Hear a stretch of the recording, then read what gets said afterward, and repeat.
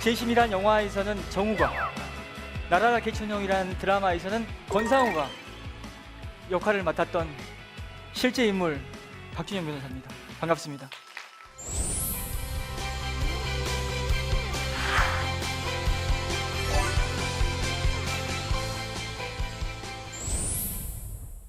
사실 강연안을 준비해 오긴 하는데 정해놓은 거잖아요. 정해놓은 방향이 있고 뭐 연결고리라는 게 있는 건데 이게 사실 굉장히 형식적일 수 있다는 겁니다. 그래서 방송 촬영하시는 분들 또 준비하시는 분들은 굉장히 당황할 거예요. 준비한 대로 안 해버린다고. 하지만 이것도 우리 현장의 분위기를 반영한 굉장히 괜찮은 거 아닙니까? 편집이 될 것 같아요. 이해, 공감, 그리고 배려라는 주제로 2강 시작하겠습니다. 다시 이 사진 한번 보시겠습니다. 고등학교 1학년이었습니다. 맨 옆에 인솔교사 아니라는 점 다시 한번 강조하고요. 이 사진을 언뜻 보면 대단히 뭔가 좀 한성깔 하게 보이려고 애를 썼잖아요. 호락호락해 보이지 않으려고 애를 썼습니다. 건드리면 막 터져버린다라는 느낌 주려고 애를 썼잖아요. 그런데 실제 제 모습은 어땠을까요? 고등학교 다닐 때 좀 빈약했어요. 싸움도 잘 못했고요. 운동도 그렇게 잘하지 못했습니다. 그런데 왜 이런 모습으로 다닐 수밖에 없었냐면은 양 옆에 인솔교사 같이 생긴 애들하고 학교를 같이 다녀야 되잖아요. 꿀리지 않아야 되지 않습니까? 내가 너무 빈약해 보이면 맞잖아요. 그러니까 이런 본래의 모습과 다른 좀 센 모습, 악한 모습을 보이려고 애를 썼던 시절이 있었습니다. 이게 위악이라고 표현할 수 있잖아요. 위악, 위장입니다. 위장.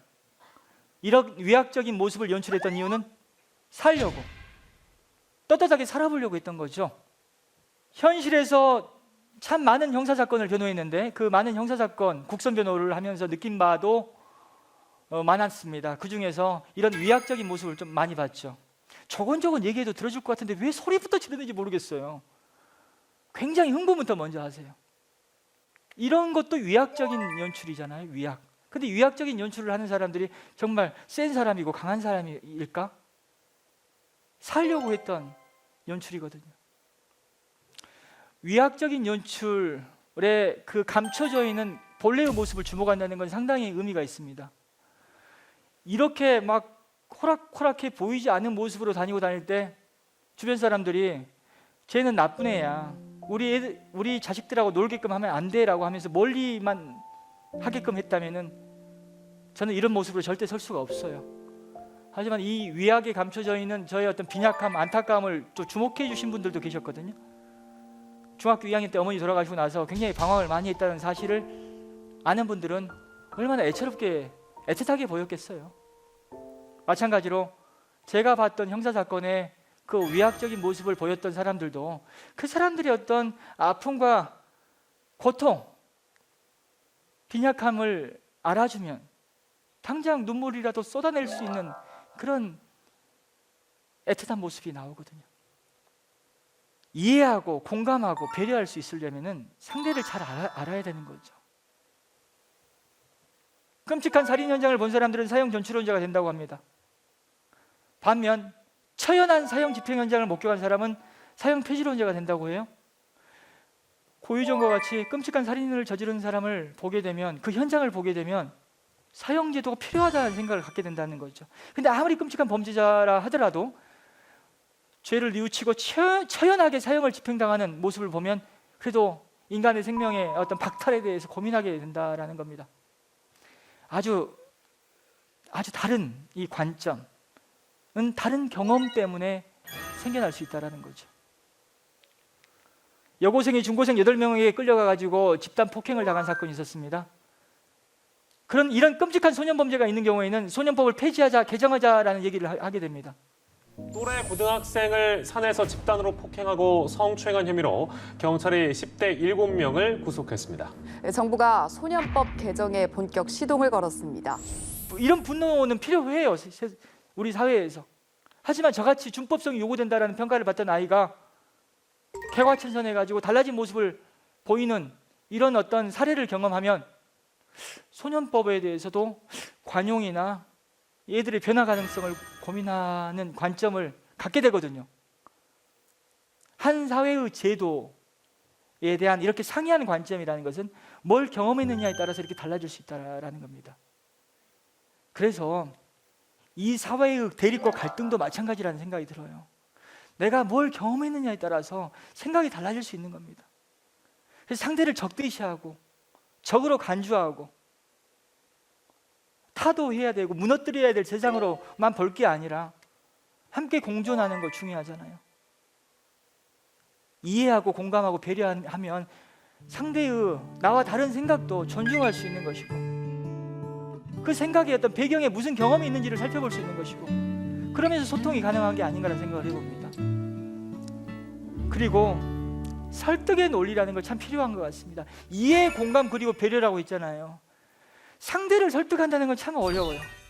정말 어렵습니다. 생각이 다른데 그 생각이 다른 이유가 경험의 차이인데 사람의 살아온 결론이라는 게 그 사람의 생각이고 사상이거든요. 어떻게 쉽게 바뀌어요? 그럼 이상하잖아요. 설득을 할 때 있어서 그래서 논리의 개발, 논리의 어떤 이 고민, 연구가 중요하다고 저는 생각이 들어요. 요즘 저는 소년법 문제에 대해서 저는 사실 제가 방황했던 사람이기 때문에 아이들의 변화 가능성, 낙인을 함부로 찍지 말자라는 그 관점을 굉장히 주목하는 사람입니다. 그러다 보니까 제 입장에서 제 관점에서 소년법 문제에 대해서 어떻게 설득을 할까 드라마를 보면서 제가 알게 됐습니다. 25, 21 많이들 보셨어요? 저 코로나 걸려가지고 봤죠. 정주행했습니다. 그냥 쭉. 지금도 보고 있습니다. 25, 21 아주 좋은 드라마.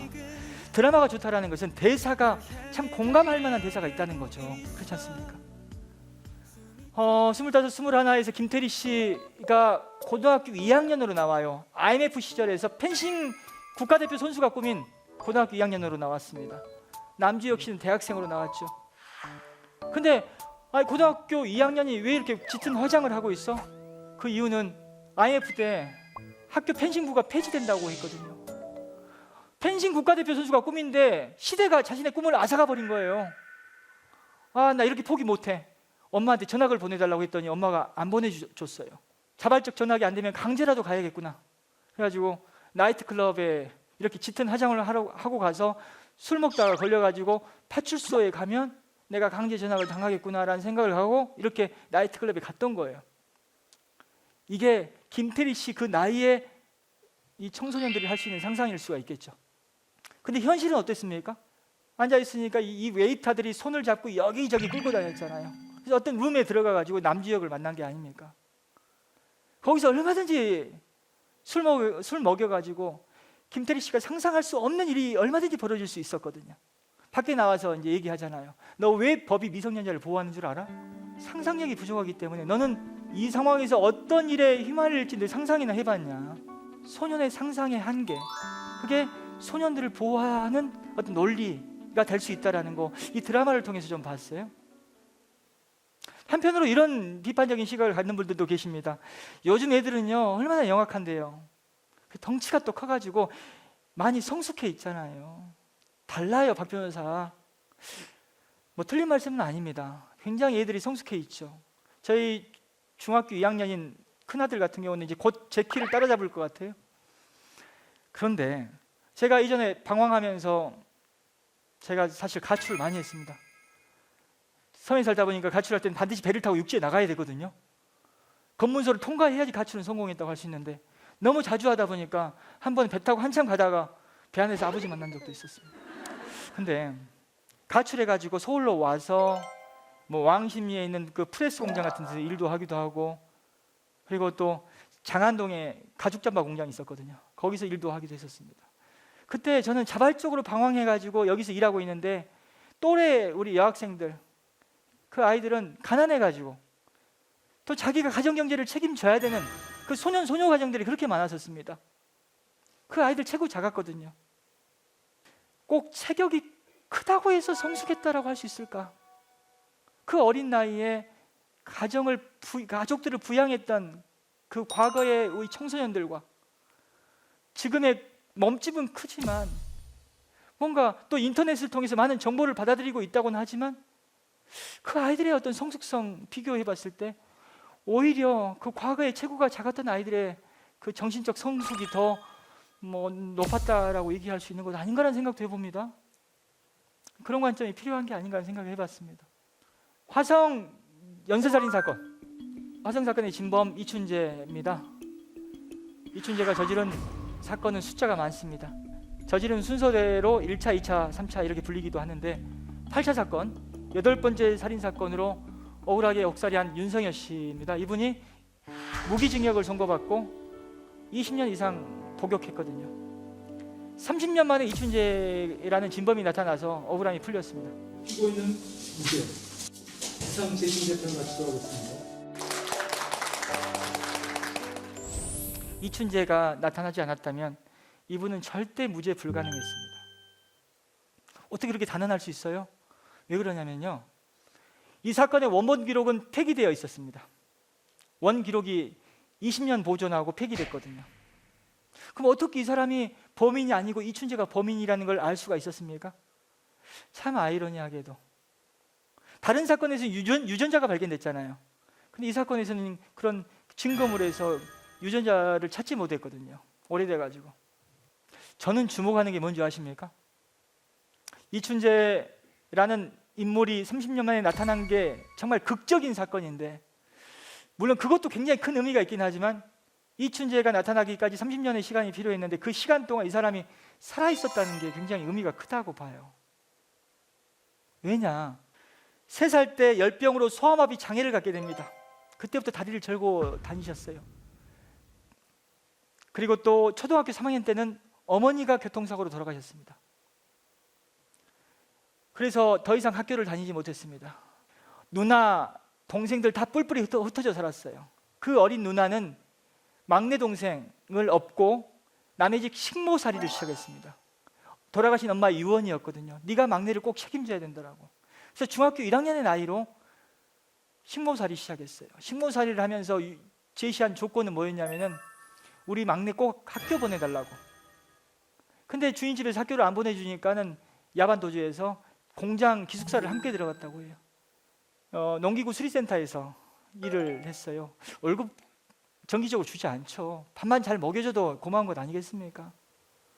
기술을 배우게끔 하는 것도 의미 있는 일이었고. 그런데 갑자기 어느 날 갑자기 이춘재가 저지른 사건에 누명을 써가지고 무기징역을 받고 교도소 복역을 시작하는데, 또 안에서는 또 사람 대접 받았겠습니까? 무슨 얘기냐면 이분이 누명을 쓴 사건이 중학교 1학년 여학생을 집에서 강간 살해했다는 사건이었어요. 얼마나 끔찍해요. 그 중학교 1학년 꽃도 못 피고 돌아가셨잖아요. 안에서도 냉대가 심했겠죠. 화성 사건의 범인이다라는 사실이 그 동료 수감자나 교도관에게 주는 인상이 어떻겠어요? 근데 그 고통의 시간을 견딜 수 있게끔 한 힘은 뭐였을까? 재심을 청구할 당시에 기자분들한테 밝힌 소감에는 이런 내용이 들어있어요. 교도소를 나왔는데 갈 곳도 없고 오라는 데도 없었습니다. 나호견 원장님이 저를 잘 돌봐주셔서 사회에 적응할 수 있었다라고 얘기하고 있습니다. 박정도 교도관님은 인간적으로 저를 대해주셨고 많은 도움을 주셨다라고 얘기합니다. 나호견 원장님, 이분이 출소자 쉼터를 운영하시는 분인데요, 이분이 이런 말씀하시더라고요. 이 사회가 우리를 불안하게 만드는 사람 다 나가라고 그러는데 그럼 이 사람들은 어디로 가야 합니까? 죄값 치르고 사회에 돌아왔으면 잘 살아라, 너희도 잘 살 수 있다라고 안아줘야 되는 것 아니냐, 이 사람들이 착하게 살면 누가 좋냐라고 하면서 이런 그 출소자들을 바라보는 시각의 변화에 대해서 얘기를 하고 있습니다. 이 사람들이 잘 살아야 되는 것 아니겠냐, 그래야 우리한테 도움되는 것 아니냐라는 논리, 이 부정할 수 없잖아요. 박정도 교도관님도 이런 말씀하셨어요. 사람을 변화시키는 마지막 공간이 교도소다. 그 역할을 담당하는 사람이 교도관인데 우리가 하는 일 좀 알아달라는 거였어요. 전국에 교도소가 53군데가 있고 13,000명의 교도관이 5만 명이 넘는 수감자들을 돌보고 있습니다. 13,000명의 교도관 중에서 자부심과 자긍심 갖고 일하는 사람이 얼마나 될까요? 공무원 여러 직렬이 있는데 교정직렬은 상대적으로 소외받고 있어요. 이분들이 무슨 말씀하시냐면은 경찰관과 소방관의 선행은 알려지지만 교도관의 선행은 알려지지 않는다. 우리가 아무리 잘해도 사람들은 인정해주지 않는다라는 거예요. 드라마나 영화 속에서 교도관들도 직업 대사도 없는 것 같아요. 말이 없으시더라고요. 감정을 표출하면 안 되는 직업인가 뭐 그런 생각도 하게 돼요. 안타깝잖아요. 한 사회에서 정말 음지에서 사람을 변화시키는 그 공간 속에서 일하는 사람들, 이런 사람들이 자부심과 자긍심을 갖고 일할 수 있게끔 한다라는 거, 그건 이들이 하는 일을 이해하고 공감하고 배려하는 데서 시작된다라고 생각합니다. 교도관에 대해서 알아야 된다는 거죠. 제가 이분을 법정에 불렀습니다. 왜냐하면 이춘재 연쇄살인 사건 굉장히 화제가 되고 있고 많은 분들이 관심을 갖고 있기 때문에 법정에 불러서 이분이 교도관이 하는 일에 대해서 증언만 해주면 그게 다 기사화 될 거라는 생각을 갖고 법정에 불렀고, 이분이 1시간 동안 얘기했어요. 기사화 됐을까요? 기사가 바로 되지 않았어요. 왜냐?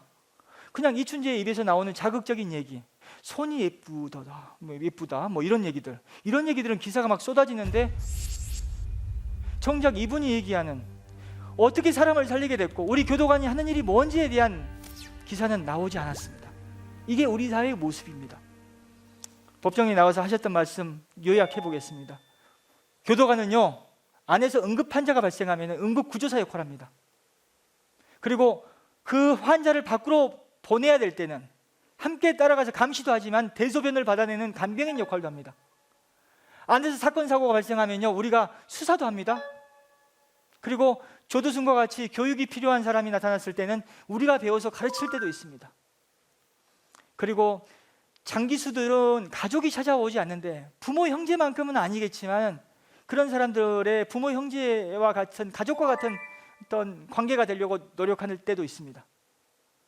출소자들이 갈 곳 없는 경우에는 우리가 출소자 쉼터 같은데, 이런데 직장 같은 것도 알아봐 주기도 하고 그런 역할도 합니다. 사회복지사 역할도 얘기하는 거죠. 이 교도관이 하는 일이 얼마나 많아요. 단순히 사람을 감시하고 관리하는 그런 형식적인 일만 하는 게 아닙니다라고 말씀하셨는데 기사가 안 되는 거예요. 이렇게 우리 사회가 뭘 바라봐야 되는지, 자극적인 거, 물론 그게 전혀 불필요하다는 얘기는 아닙니다만 자극적이고 흥미 위주로 소비될 수 있는 어떤 주제에 우리가 너무 관심을 갖고 있다 보니까 기사도 그런 기사가 나오는 게 아닌가 싶어요. 이 강의 마무리는 좀 유식하게 보여야 될 것 같아요. 처음에 제가 무가모스 감어인으로 시작했잖아요. 1강에서. 2강에서도 석가불식이라는 사자성어로 마무리를 짓겠습니다. 석가불식, 석가는 시과실을 얘기하거든요. 시과실은 먹지 않는다. 왜? 이듬해 새싹으로, 나무로, 그리고 숲으로 키워내야 되기 때문에. 석가불식을 좀 약간 자세히 설명을 해보겠습니다. 그림으로 표현하자면 이렇게 늦가을 가지 끝에 매달린 감 하나라고 표현할 수도 있어요. 잎사귀 다 떨군 나무. 잎사귀를 다 떨군 나무의 가지 끝에 매달린 감 하나, 얼마나 위태해 보이고 외로워 보여요. 근데 이게 희망이라고 하는 거예요. 이걸 먹지 않고 키워내면 희망이다라는 거죠. 잎사귀 다 떨군 나무는 뼈대를 드러내고 있습니다. 그 추운 칼바람을 다 그냥 견뎌내야 되는, 이 뼈대로 견뎌내야 되는 거잖아요. 사실 이 뼈대의 모습이 한 사회의 어떤 골격이 어떠한지가 중요하다라는 거죠. 아주 풍요로울 때는 모를 수 있어요. 근데 어려울 때 직시할 수 있다라는 거. 코로나로 인해서 우리 사회가 굉장히 어려워졌어요. 이 어려운 사회에서 우리 사회를 지탱하는 뼈대를 볼 수 있다라는 거죠. 뼈대의 모습이 어떠한지를 우리가 냉철하게 살펴볼 수 있다라는 겁니다. 직시할 수 있다라는 거죠. 감 하나 먹지 않고 키워내야 된다라는 거. 이 감 하나는 사람으로 얘기할 수 있다. 사람을 키워내는 노력. 저같이 준법성이 요구된다라는, 사실 개차반이었거든요 제가. 근데 지금 이렇게 살고 있잖아요. 사람을 키워낸 거잖아요. 근데 앞으로 제가 어떻게 살지 모르겠지만, 한편으로는 아주 예의 바르고 예뻤고 꿈이 있었던 사람들이 정말 사회 속에서, 관계 속에서 절망하고 좌절해가지고 안타깝게 삶을 살아가는 경우도 많이 보거든요. 그럼 사람을 키우는 게 아니라 사람을 좌절시키고 절망시켰다라고 얘기할 수밖에 없습니다. 그래서 사람과의 관계 속에서 사람을 서로 키워주고 희망을 주는 관계가 필요하지 않나라는 생각을 해봅니다.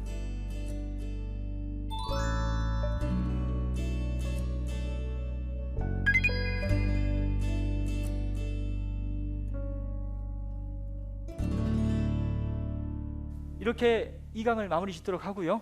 이제 Q&A 시간 갖도록 하겠습니다. 질문하실 분 손 들어 주십시오. 앞줄에 계신 분. 안녕하세요. 예. 그 변호사님이 변호사 일을 하면서 많은 경험을 하셨을 거 아니에요. 재심 과정도 많이 있으셨을 거고. 근데 거기서 오는 깨달음이나 뭐 인생의 조언 같은 게 있으실까요? 제 SNS를 들어와 보신 분들은 제가 아무리 자극적인 비난을 하신 분들과도 소통을 하려고 합니다. 아무리 목적을 갖고 저한테 글을 막 지적하는 글을 쓰시는 분도 일단 소통을 하려고 하고 있고요. 또 소통을 통해서 나도 깨닫는 부분이 있고 상대를 변화시키는 어떤 경험도 하게 됩니다. 근데 어떤 분들은 저를 생각해서 제가 보기 안타까워서 그냥 무시하라는 얘기를 많이 하시는데 저는 무시는 못하겠어요, 사실. 왜 제가 이런 소통의 방식을 취하냐면은 감옥에서 오래 사신 분들은 어떻겠어요? 우리 사회에서 살다 보면은 보기 싫은 사람 우리는 안 보면 되는 거거든요, 사실. 안 만나면 되잖아요. 물론 직장에서는 그게 또 쉽지 않은 부분도 있긴 하지만 덜 보려고 내가 노력할 수 있는 그런 우리는 사회에 살고 있긴 한데 안에 계신 분들은 보기 싫은 사람을 계속 봐야 된다. 이거 얼마나 고통이겠어요? 얼마나 많은 다툼이 있겠습니까? 사랑하는 사람도 24시간 동안 모든 생리현상 지켜보면서 함께 살기는 어려워요. 그러다 보니까 그분들로부터 제가 배운 것도 있죠. 어떻게 해서는 극복하려고 하고 이해하려고 하고 한 번 더 멀리 아주 가까운 공간에 있긴 하지만 그 먼 거리에 가서 소통을 하려고 하는 어떤 그런 노력들이 있을 거 아닙니까? 이게 경험인 것 같아요. 사람 경험이라고 생각합니다. 그리고 저기 우리 무언가 직업을 선택할 때 사건 혹은 계기, 뭔가 영향을 받은 점이 있기 때문에 그걸 선택하는 거라고 생각을 합니다.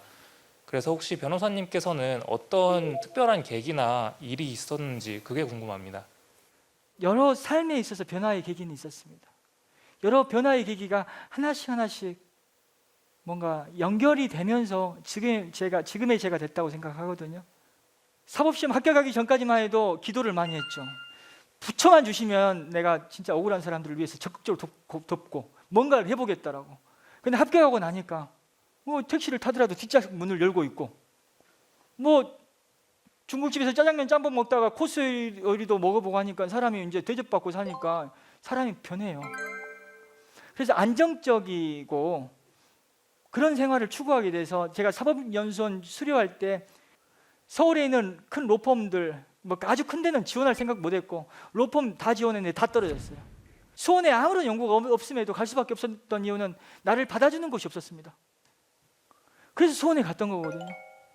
그래서 수원에서 이제 고용 변호사로 일하다가 국선을 좀 많이 맡게 됐고 국선도 하고 싶어서 했던 게 아니에요, 사실. 사전 변호가 많이 들어오면 내가 왜 국선을 합니까? 몇백만 원, 몇천만 원 주는 사전 사건이 들어오면 내가 국선할 이유가 없어요. 20-30만 원 주는 국선을 왜 해요, 그거? 사람 상대하는 것도 어렵고. 저한테는 기회가 없었어요. 사건이 안 왔단 말이에요, 저한테.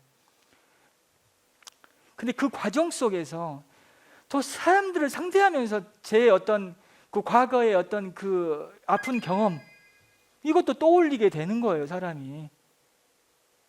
그리고 저의 운명적인 사건은 수원 노숙소녀 사건입니다. 첫 재심 사건을 나는 수원에서 만났습니다. 수원에서 내가 개업을 안 했다면 절대 그 사건을 맡을 수가 없어요. 지금의 재심 변호사 불가능합니다. 그래서 변화라는 것은 의지만으로 되는 건 아니에요. 의지도 필요하지만은 어떤 상황, 운명적인 상황이라는 것도 중요하고 수원에 가고 싶지 않았고 나는 그 실패의 결과, 뒤처짐의 결과로 내가 수원에 가서 개업을 했지만 그게 내 운명을 바꿔줄 줄 누가 알았겠어요. 살다 보면 곳곳에서 내가 몰랐던 정말 우연한 만남과 계기들은 너무나 많이 찾아온다는 거죠. 그걸 믿어야 된다는 거죠. 그게 희망이라고 저는 생각해요. 수원 지역에 개업하신 분들이 저같이 항상 능력이 없는 건 결코 아닙니다. 연고가 있어서 가신 분도 있고 여러 가지 이유가 있습니다. 오늘 여기서 강연했다고 해서 이번 주에 제가 교회 가는 일은 없을 겁니다.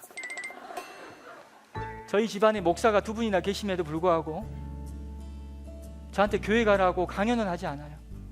그래서 우리 하나님의 가르침이라는 것도 우리가 일상에서 우리 만남과 관계 속에서 실천하는 게 정말 중요하다는 생각이 들고요.